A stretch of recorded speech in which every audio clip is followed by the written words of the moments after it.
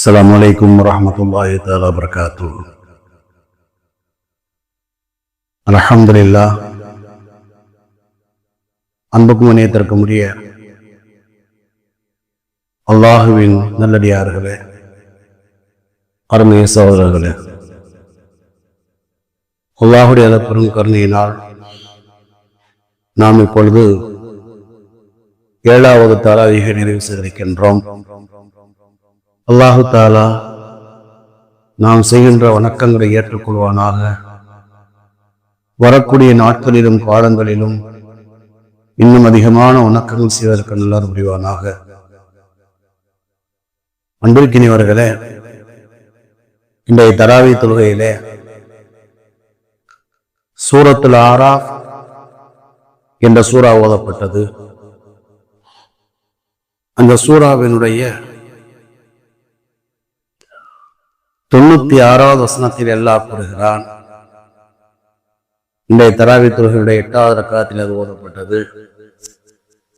வலவன் அகலல் குர்ஆன் ஆமனு வத்தகௌ லஃபதஹ்னா அலைஹிம் பரக்காத்தின் மினஸ் ஸமாஇ வல் அர்த்.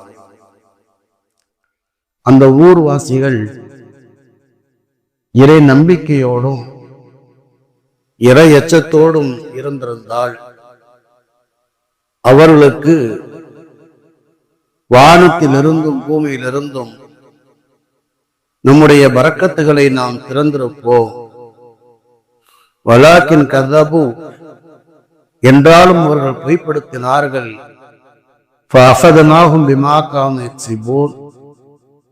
அவர்கள் செய்த பாவத்தின் காரணமாக அவர்களை நாம் தண்டித்தோம் என்று அல்லாஹு தஆலா தன் திருமறையிலே கூறுகின்றார். அன்பிற்கினியவர்களே, அல்லாஹு தஆலா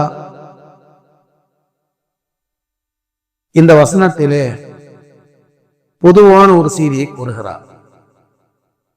ஒரு குறிப்பிட்ட ஊர்வாசிகளை அல்லாஹு தஆலா இதிலே சொன்னாலும் கூட அல்லாஹு தஆலா பொதுவாகவே சொல்லக்கூடிய செய்தி என்னவென்றால், எந்த மனிதர்களுடைய உள்ளத்திலே ஈமானும் இறையச்சமும் இருக்கின்றதோ அவர்களுக்கு நம்முடைய பரக்கத்தின் வாசல்களை நாம் திறந்து வைப்போம் என்று அல்லாஹு தஆலா கூறுகின்றார். பொதுவாகவே நம்மிடத்தில் ஈமான் இருக்கின்றது, அல்ஹம்துலில்லாஹ். ஆனால் இறையச்சத்துடைய விஷயத்திலேதான் பொதுவாக நாம் பலகீனமாக இருக்கின்றோம். நம்முடைய வாழ்க்கையிலே இறையச்சத்தை நாம் எல்லா நிலையிலும் கடைபிடிக்க வேண்டும். இறையச்சத்தை எல்லா நிலையிலும் கடைபிடிக்க வேண்டும். அல்லாஹும் ரசூலும் இறையச்சத்தை குர்ஆனிலே ஹதீஸிலே நிறைய வலியுறுத்துகிறார்கள். நேற்றைய தராவிலே ஓதப்பட்ட வசனத்திலே கூட அல்லாஹு தஆலா சொல்வான், யா பனி ஆதம் கல் அன்ஸல்னா அலைக்கும் லிபாஸ யுவாரி சவாத்திக்கும் மரீஷா வ லிபாசு தக்வா தாலிக கைர். உங்களுடைய மானத்தை மறைக்கின்ற ஆடைகளை நாம் வழங்கியிருக்கின்றோம், உங்களுக்கு அழகுபடுத்தக்கூடிய ஆடைகளை வழங்கியிருக்கிறோம் என்று அல்லாஹ் சொல்லிவிட்டு சொல்வார், இறையச்சம் என்ற ஆடை மிக சிறந்தது என்று அல்லாஹு தஆலா கூறுவார். இறையச்சத்தை ஆடையோடு அல்லாஹு தஆலா ஒப்பிட்டு கூறுவார். ஒரு மனிதனுக்கு எப்படி ஆடை மிக முக்கியமோ அதுபோன்று இறையச்சம் என்பது மிக முக்கியம் என்பதை அல்லாஹு தஆலா அந்த வசனத்திலே கூறுகின்றார். அதுபோன்று ஹஜ்ஜை பற்றி அல்லாஹு தஆலா கூறுகிற நேரத்திலே சொல்வார், நீங்கள் ஹஜ்ஜுக்கு புறப்படுவதாக இருந்தால் அதற்கு தேவையான பொருட்களை நீங்கள் தயார் செய்து கொள்ளுங்கள் என்று அல்லாஹு தஆலா சொல்லுவார். ஹஜ்ஜுக்கு தானே போறோம் தொட்டிட்டு வீசின கை வெறுங்கையுமா போகக்கூடாது. அதுக்கு என்னென்ன தேவையாக இருக்கோ எல்லாவற்றையும் எடுத்துக்கொண்டு செல்லுங்கள் என்று அல்லாஹ் சொல்லிவிட்டு கூறுவார். நீங்கள் எடுத்து செல்கின்ற பொருட்களிலே இறையச்சம் என்பது மிக சிறந்த பொருள் என்று அல்லாஹு தஆலா கூறுவார். அப்ப முதல்ல நான் சொன்ன ஆயத்தில் அல்லாஹு தஆலா என்ன கூறுகின்றான்? இறையச்சத்தை அல்லாஹு தஆலா ஆடைக்கு ஒப்பிட்டு கூறுகின்றான். அடுத்து நான் இந்த ஹஜ்ஜை பற்றி கூறுகிற நேரத்திலே அல்லாஹு தஆலா கூறுகிறார், இறையச்சத்தை அல்லாஹு தஆலா செய்கின்றான் வழி சாதனங்களுக்கு, போகக்கூடிய பயணத்தினுடைய சாதனங்களுக்கு அல்லாஹு தஆலா ஒப்பிட்டு கூறுகிறார் என்று சொன்னால், ஒரு மனிதனுடைய வாழ்க்கையிலே என்பது மிக முக்கியமானது. எனவேதான் அல்லாஹு தஆலா தக்வாவை பற்றி குர்ஆனிலே 54 இடங்களில் அல்லாஹு தஆலா கூறுகிறார். குர்ஆன்ல தக்வா இறையச்சம் என்ற வார்த்தை இருக்கிறது 54 தடவை வருகிறதா. அப்படினால் அல்லாஹு தஆலா செய்கின்றான், அதை வலியுறுத்துகின்றான். குர்ஆனிலே ஹதீஸில் நமக்கு நிறைய சொல்லப்படுகின்றது. ஆக நம்முடைய வாழ்க்கையில இறையச்சம் என்பது இருக்குமானால் அல்லாஹ் செய்யக்கூடிய உபகாரங்களை எல்லாம் குர்ஆனில் நிறைய கூறுகின்றான். இறையச்சம் இருக்குமானால் அல்லாஹ் செய்யக்கூடிய நிறைய உபகாரங்களை அல்லாஹு தஆலா கூறுகிறார். இந்த வசனத்தில் அல்லாஹு தஆலா கூறுகின்றான், ஒரு மனிதனுடைய வாழ்க்கையில இறையச்சம் இருக்குமானால் அவருக்கு அல்லாஹு தஆலா வானத்திலிருந்து பூமியிலிருந்து பரக்கத்தின் வாசல் அல்லாஹு தஆலா திறந்து வைப்பதாக அல்லாஹ் கூறுகிறார். அல்லாஹ்வே பரக்கத்தின் வாசலை திறந்து விட்டார் என்று சொன்னால் அதை விட பெரிய பாக்கியம் என்னவாக இருக்க முடியும்? அதனால நம்முடைய வாழ்க்கையில நெருக்கடிகள் நீங்க வேண்டும் என்றால், நம்முடைய வாழ்க்கையிலே மன ரீதியான நெருக்கடிகள், பொருள் ரீதியான நெருக்கடிகள், எந்த நெருக்கடிகள் நீங்க வேண்டும் என்று சொன்னால் நம்முடைய வாழ்க்கையிலே நாம் என்ன செய்ய வேண்டும்? தக்வாவை கடைபிடிக்க வேண்டும். நம்முடைய வாழ்க்கையிலே சில நேரங்களில் ஏதேனும் குற்றங்குறைகள் இருக்குமானால் நம்முடைய சோதனை வருவதற்கு ஒரு காரணமாக இருக்கிறது. நான் கூட காலை பயான் தக்வா பத்தி நிறைய பேசியிருக்கேன், நீங்க பாத்துக்கங்க. யூடியூப் சேனல் வந்து நீங்க பாத்துக்கங்க. அப்ப என்ன செய்யறதுன்னா, அந்த தக்வாவை நம்முடைய வாழ்க்கையில் நாம் கடைபிடிக்க நேரத்திலே அல்லாஹு தஆலா செய்கிறார், நம்முடைய வாழ்க்கையில் எல்லா வகையான கஷ்டங்களை அல்லாஹு தஆலா நீக்குகிறார். அவருடைய வாழ்க்கையில் ஏற்பட்ட எல்லா வகையான கஷ்டங்களை அல்லாஹு தஆலா நீக்குகிறதா, அவன் அறியாத பொறுத்து அல்லாஹு தஆலா ரிஸ்கை வழங்குவதா அல்லாஹு தஆலா அந்த வசனத்திலே கூறுகிறார். இந்த வசனத்தில் அல்லாஹு தஆலா கூறுகிறார், அவனுக்கு வானத்திலிருந்து பூமியிலிருந்து நம்முடைய பரக்கத்தை வாசலாம் திறந்து வைப்போம் என்று அல்லாஹு தஆலா கூறுகிறார். இது ஒரு செய்தி. ஸல்லல்லாஹு அலைஹி வஸல்லம் சொன்னார்கள், மன் ஹாஃபல்லாஹ ஹாஃபலஹு குல்லு ஷை. யார் அல்லாஹ்வை பயப்படுகிறார்களோ, யார் அல்லாஹ்வை பயப்படுகிறார்களோ, உலகத்தினுடைய எல்லா பொருட்களும் அவனை கண்டு அஞ்சுவதாக ஹஜ்ரத் ரசூலுல்லாஹி ஸல்லல்லாஹு அலைஹி வஸல்லம் சொன்னார். அதனால சரி, அப்படின்னா நம்முடைய வாழ்க்கையிலே நாம் இறையச்சம் இருக்குமானால் என்ன செய்ய வேண்டும்? எல்லா பொருட்களும் நமக்கு கீழ்ப்படுகின்ற பாக்கியத்தை அல்லாஹ் தஆலா கொடுக்கிறார். எவ்வளவு பெரிய பாக்கியம்! இது நமக்கு கற்பனைக்கு எட்டாத மாதிரி தெரியலாம், ஆனால் வரலாறு அதை உண்மைப்படுத்துகிறது. இறையச்சமனுடைய வாழ்க்கை இருக்குமானால் நமக்கு இந்த உலகமே கட்டுப்படக்கூடிய சூழல் அல்லாஹ் தஆலா ஏற்படுத்துகிறார். வரலாற்று எழுதுகிறார்கள், கலீஃபா உமரே ஃபாரூக்குடைய ஆட்சி காலம், இந்த உமரே ஃபாரூக்குடைய ஆட்சி காலம், மிஸ்ர் நாட்டினுடைய கவர்னராக அம்ர் இப்னு ஆஸ் இருந்தார்கள். மிஸ்ர் நாட்டினுடைய கவர்னராக, எகிப்தினுடைய கவர்னராக யார் இருந்தாங்க? அம்ர் இப்னு ஆஸ் இருந்தாங்க. மிஸ்ர் நாட்டில தான் உங்களுக்கு இது ஒரு நைல் நதி ஓடிக்கிட்டு இருக்கு. நைல் நதி ஓடிக்கிட்டு இருக்கு. அந்த நைல் நதி என்பது வருஷத்துக்கு ஒரு தடவை வத்தி போகும். வருஷத்துக்கு ஒரு தடவை அது வற்றி போகும். அதனால என்ன செய்வாங்கன்னா, அந்த நாளையிலே தண்ணீர் வற்றி போகிற அந்த நாளையில என்ன செய்வாங்க? ஒரு அழகான ஒரு இளம் பெண் கன்னி பெண்ணை என்ன செய்வாங்க? ஜோடிப்பாங்க. கன்னி பெண்ணை ஜோடிச்சு அந்த என்ன செய்வாங்க? நாட்டுல வந்து நரபலி கொடுப்பாங்க. நரபலி கொடுத்தா தண்ணீர் ஓட ஆரம்பிச்சு. அது ஒரு சைத்தாவுடைய வேலை. சைத்தா எல்லா வேலையும் செய்வான். சரியா? அது மாதிரி நடைபெற்று கொண்டுறது. எவ்வளவோ சில பேர் கேட்பான், சைத்தா அப்படிலாம் செய்வானா, இப்படிலாம் செய்வானா, எல்லா சேட்டையும் பண்ணுவான். சரியா? அது மாதிரி என்ன செய்வாங்க அப்படின்னா, அது என்ன செய்யறது? அந்த கன்னி பெண்ணை நரபலி கொடுத்தோட ஓட ஆரம்பிச்சு. இது அறியாமை காலத்திலே என்ன செய்யறது? நடைபெற்று கொண்டிருந்தது. அம்ர் இப்னு ஆஸ் அவர்கள் செய்கிறார்கள், அவர்கள் ஆட்சிக்கு வர்றால் இந்த நாடு வந்து கைப்பற்றப்பட்டு முஸ்லீமுடைய கண்ட்ரோல்ல வருகிறது. ஈப்த் வந்து முஸ்லீமுடைய கண்ட்ரோல்ல வருகிறது. அம்ர் இப்னு ஆஸ் கவர்னராக இருக்கிறார்கள். வளமை போட்டு தண்ணீர் வற்றி போடுது. மக்கள்லாம் சொன்னாங்க, எங்க ஊர்ல வந்து எங்க நாட்டுல வந்து இந்த மாதிரி வருஷத்துக்கு ஒரு வத்தி போகும். ஏன்னா இவருக்கு புதுசுதானே, வத்தி போகும். நாங்க ஒரு கன்னி பண்ணவனே செய்வோம், நல்லா சோடிச்சு நரபடி கொடுத்தோம்னா தண்ணி ஓட ஆரம்பிச்சிடும், என்ன செய்யலாம்னு கேட்கிறாங்க. அம்ர் இப்னு ஆஸ் சொன்னாங்க, அஸ்தக்ஃபிருல்லாஹ், இந்த பாவத்தை தான் செய்ய முடியாது, அந்த பாவத்தை செய்ய முடியாது. அதே நேரத்துல எப்படி தண்ணி வர வைக்கிறதுங்கிறது எனக்கு தெரியாது.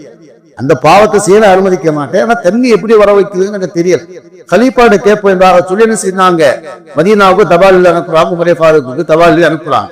இந்த மாதிரி இங்க ஒரு பிரச்சனையா இருக்குது, என்ன செய்யறதுன்னு சொல்லி உமரே ஃபாரூக் அவங்க என்ன செஞ்சாங்க? 2 தபால் எழுதினாங்க. ஒன்னு அம்ர் இப்னு ஆஸுக்கு கவர்னருக்கு ஒரு தபால். அது என்ன எழுதினாங்க அப்படின்னா, அம்ர் இப்னு ஆஸுக்கு உமர் இப்னு ஹத்தாப் எழுதுவது. இந்த கை இன்னொரு தபால் இருக்கா இல்லையா, அந்த நைல் நதியில போட்டுருங்க, அவ்வளவுதான் முடிஞ்சு. இந்த தபால நைல் நதிக்கு போட்டுறேன் முடிஞ்சு. இது செய்யறாங்க, முடிஞ்சு. தபால் கொண்டுட்டு வர்றாரு. ஒண்ணு அம்ர் இப்னு ஆஸுக்கு, இன்னொரு தபால் நைல் நதிக்கு. அந்த நைல் நதிக்கு என்ன எழுதப்பட்டிருந்தது மக்கள்கிட்ட படிச்சு காமிக்க சொல்லிட்டாங்க. அவங்க என்ன சொன்ன, அம்ர் இப்னு ஆஸ் மக்களுக்கு படிச்சு காமிச்சிட்டாங்க. தபால் வந்தோன்னு எல்லாம் திறந்து வந்துட்டாங்க. என்ன வருதுன்னு தெரியல, ஜனாதிபதி என்ன உத்தரவு வந்து அவங்க எழுதியிருந்தாங்க, நைல் நதிக்கு உமர் இப்னு ஹத்தாப் எழுதுவது, நைல் நதிக்கு உமர் பின் கத்தாப் எழுதுவது, அல்லாஹ்வுடைய ஆணைக்கு இணங்க நீ ஓடுவதாக இருந்தால் நீ உடனே ஓட ஆரம்பித்து விடு. வரலாறு நீ பாருங்க. நமக்கு அதாவது நம்முடைய ஈமானுடைய பலகீனம், இறைச்சத்துடைய பலகீனம் இதெல்லாம் நடக்குமா நமக்கு ஒரு ஆச்சரியமா இருக்கு. ஆனா அவங்க என்ன செஞ்சாங்க, அல்லாஹ்வுக்காகவே வாழ்ந்தார்கள். அல்லாஹ் அவங்களுக்காக அவரை எப்படி நினைக்கிறாவோ அப்படி எல்லாம் ஆயிட்டாங்க. பெருமானார் சொல்லுவாங்க, மன்கான் இல்லா கான் அல்லாஹ் உலகு, யார் அல்லாஹ்வுக்காக ஆகி விடுகின்றாரோ அவருக்காக அல்லாஹ் ஆகி விடுகிறார். இது உலகத்துடைய விஷயம் தானே. என்ன செய்வாங்க, என் மேல ஒருத்தர் நேசமா இருந்து எனக்காக எல்லாம் செய்கிற நேரத்துல அவருக்கு ஏதாவது நான் செய்யத்தானே போறேன். இதுதான் உண்மையா, இதே அல்லாஹ்வுடைய நீதி இல்லை. இவர் அல்லாஹ்வோடு ஒன்றி விட்டார், அல்லாஹ் அவரோடு ஒன்றி விடுகிறார். அவர் அல்லாஹ்வுக்கு பயப்பட ஆரம்பிச்சுட்டாருன்னா எல்லாத்தையும் அவருக்கு பயப்பட மாதிரி அல்லாஹ் குத்தவாக்கிறார். இதுதான் உண்மை. அப்ப என்ன செஞ்சாங்க, நைல் நதிக்கு தபாதுறாங்க. நைல் நதிக்கு உமர் பின் கத்தாப் எழுதுவது, அல்லாஹ்வுடைய ஆணைக்கு இணங்க நீ ஓடுவதாக இருந்தால் நீ உடனே ஓட ஆரம்பித்து விடு. அதற்கு மாற்றமாக உன்னுடைய விருப்பத்தின்படி நீ ஓடுவதாக இருந்தால், உன்னுடைய விருப்பத்தின்படி ஓடுவதாக இருந்தால் அப்படின்னா இந்த பாவத்தை செய்து இதன் மூலமாகத்தான் நீ ஓடணும் என்று இருந்தால் உன்னுடைய தண்ணீரை விட்டும் நாங்கள் தேவையற்றவராக இருக்கிறோம். அப்படிப்பட்ட தண்ணியே எங்களுக்கு தேவையில்லை. ஒரு பாவத்தை செஞ்சுதான் எங்களுக்கு ஒரு பலன் கிடைக்கிறது அப்படின்னா நாங்கள் அந்த பாவத்தை செய்ய வேணும், அந்த பலனை நாங்கள் அனுபவிக்க வேணாம்னு எழுதி முடிச்சிட்டாங்க. தபாத்துக்கு நெல் நதியில புடைச்சுவாங்க. நெல் நதியில போடப்படுகிறது. அன்று பெருக்கெடுத்து ஓட ஆரம்பித்த தண்ணீர் தான் இன்று வரைக்கும் ஓடிக்கொண்டிருக்கிறது. அன்னைக்கு ஓட ஆரம்பிச்ச தபார் தண்ணி தான் நைல் நதி இன்னும் வற்றா ஜீவ நதியாக ஓடிக்கொண்டிருக்கிறது. அப்படி என்றால் என்ன காரணம்? அவருடைய உள்ளத்திலே இரையச்சம் இருந்த ஆரத்தினால் பெருமானார் சொல்வாங்க இல்லையா, யார் அல்லாஹ்வை அஞ்ச ஆரம்பித்து விடுகின்றாரோ இந்த உலகத்தின் பொருட்கள் அல்லாஹ் தஆலா அவரை கண்டு அஞ்சக்கூடிய சூழலை ஏற்படுத்துவார். நைல் நதி மட்டுமல்ல, அந்த காலத்துல இருந்த அரசர்கள் எல்லாம் அவரை கண்டு அஞ்சினார். இத்தனைக்கு பார்த்தா கலீஃபா உமர் அவங்க ரொம்ப சாதாரணமா இருப்பாங்க. வரலாற்றில் சேர்ந்து எழுதுகிறார்கள், கலீஃபாவை பார்ப்பதற்கு ஒரு நாட்டினுடைய தூதர் வருகின்றார். ஒரு நாட்டுடைய தூதர் வர்றாரு, கலீஃபா உமரை பார்ப்பதற்கு மதீனாவில் வர்றார். வந்தவனை கேட்டாங்க, இந்த நாட்டுடைய அரசு எங்கே என்பதாக கேட்டார். இந்த நாட்டுடைய அரசர் எங்க இருக்காரு, அவருடைய வீடு எங்க இருக்கின்றார். அது ஒருத்தர் சொன்னாரு, அரசரை பாக்குறாருன்னா ஒண்ணு பள்ளிவாசல படுத்து கிடப்பாரு, இல்லைன்னா எங்கிட்டாலும் ஒரு பக்கத்துல ஒரு மரத்தடியில படுத்து கிடப்பாருங்களா. பள்ளிவாசல பாருங்க, இல்லைன்னா பக்கத்துல ஒரு மரம் இருக்கு, அந்த மரத்தடியில படுத்து கிடப்பாருங்களா. வந்தவருக்கு ஆச்சரியமாயி போச்சு. என்னடாது 22 நாடுகளுக்கு ஒரே ஜனாதிபதி அவர். இன்னைக்கு சாதாரண ஒரு கவுன்சிலர் பண்ணக்கூடிய ஆட்டத்தையே நம்ம தாங்க முடியல, புரியுதா? அதன் மூலம் என்ன ஒரு சும்மா சாதா சீதாவா இருக்கிறவங்க பண்ற சேட்டையே தாங்க முடியல. 22 நாடுக்கு ஜனாதிபதி அவர். அவங்க சொல்லுவாங்க, அவருக்கு ஃபர்ஸ்ட் சொன்னாரு, எங்க நாட்டுக்கு அரசரே இல்லை, அமீர் தான் இருக்கார் அப்படின்னு சொல்லுவார். அரசருக்கு அமீருக்கு என்ன வித்தியாசம்னா, அரசர் உத்தரவிடுவார், வேலை செய்ய மாட்டார். அமீர் முமின் என்பவர் யாருன்னா மக்களோடு சேர்ந்து பணியாற்றுவார். அப்ப எங்களுக்கு அரசர் இல்லை, அமீர் தான் இருக்காருமா அவர் சொல்லுவார். இங்கே அவருக்கு ரொம்ப ஷார்ட் ஆயிடுச்சு.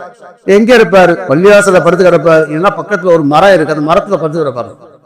பாத்தீங்கன்னா பள்ளிவாசல காணா பக்கத்துல மரத்தடியில் படுத்து தூங்குறாரு. மரத்தடியில தன்னந்தனியா தூக்கிட்டு கொடுத்தாரு. அது அவரை கண்ட போது என்ன செஞ்சாங்க அப்படின்னா, இந்த வெளிநாட்டு தூதர் அப்படியே ஆச்சரியப்பட்டு போயிட்டார், அதிர்ச்சி அடைந்தார், ஆச்சரியப்பட்டு போனார். இப்ப பக்கத்துல கேட்கிறாரு, எங்க காணம் என்ன மரத்துல தூக்குறாரு, வா கொடுத்துரு சொன்னார். போய் பார்த்தா அவங்க வாடி நிம்மதியா தூங்கிட்டு இருக்காரு. அவர் ஆச்சரியப்பட்டு போயிட்டார். ஏன்னா இவருடைய பெயரை கேட்டால் உலகமே நடக்குகிறது, ஆனால் இவர்கள் செய்யறாரு, நிம்மதியா படுத்து தூங்கிட்டு இருக்காரு என்பதாக என்ன செஞ்சாங்க, அவர் ஆச்சரியப்பட்டு போறார். அல்லாஹ் எழுதுகிறார் என்னன்னா, அல்லாஹ்வுடைய அச்சம் இருக்குமானால், அல்லாஹ்வுடைய அச்சமுடைய உள்ளத்தில் இருக்குமானால் அவரை கண்டு அல்லாஹ் தஆலா இந்த உலகத்தை எழுதக்கூடியவர் அல்லாஹ் ஆக்கிறார். அவருக்கு சாதாரணமா இருப்பார், அவரை கண்டு உலகம் எழுதக்கூடிய அளவுக்கு அல்லாஹ் தஆலா ஆக்கிறார். அதனால நம்முடைய வாழ்க்கையில எல்லா நிலையும் நம்ம என்ன செய்ய வேணும், இறையச்சத்தோடு வாழ வேண்டும். இதை கேட்போம், அதை கடைபிடிக்கலாம்.